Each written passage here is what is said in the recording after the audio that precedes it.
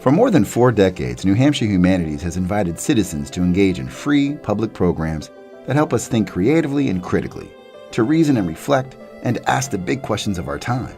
In this complex and changing world, exploring the humanities gives us a better understanding of our society, our world, and what unites us as humans. This is New Hampshire Humanities. Right now, as our lives are becoming more digital and robotic, the need for the human experience and the humanities is more prevalent. In our busy lives, we often don't take the time to talk to our neighbors, to talk to the other people in our community about our hopes, our dreams, the things that really matter to us. And what New Hampshire Humanities does is provide space and time for reflection, for thinking, for imagination, and for community as well. And the more your brain does mental gymnastics around an idea, thinking about it differently, the more enlightened you can become and the more connected we become as people. And we've been doing this for 44 years. And in the 44 years, we've reached over 2 million people. And I think that's an extraordinary number.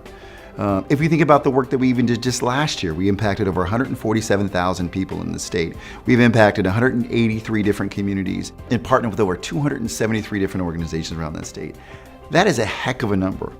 We're an organization that's responding to changes in our everyday experience in our life. The world is changing and we need to change with it. Most unnatural was the applause of leaves. It lacked the crackle of an umber wing. New Hampshire Humanities has been around for several decades. They've done a lot of great work with different communities and with people and putting on amazing programs. But one of the things that I'm really excited about is that we're really open to change and figuring out, what people in the future, people moving to this state, people who have been here a long time, how do they also connect to this organization? The Elephant in the Room series was a series of programs focused on difficult issues, things that we find difficult to discuss. Tonight we have the opioid crisis, and in particular, its effect on families. New Hampshire Humanities is willing to tackle subjects that other funding organizations won't touch. They offer structure and support to reach out and really push to make sure an organization like mine, which is small, has the resources to tackle difficult topics. What is it that causes human beings to want to enslave and force others, coerce others? We had more young people in the theater for that program than we have for many of other programs. It's engaging both the youth and the older generations in a conversation that we should be having, and the types of conversations that are hard to have but really push us forward. We have to honor and respect our past and at the same time recognize that as society changes, we need to change with it. It's not an either or, it's an and. It's about New Hampshire stone walls, and it's about wealth inequality. It's about New Hampshire and New England quilts, but it's also about issues related to inclusion. And as such, we've adopted our philosophies. And those guiding principles represent access, innovation, and elevation.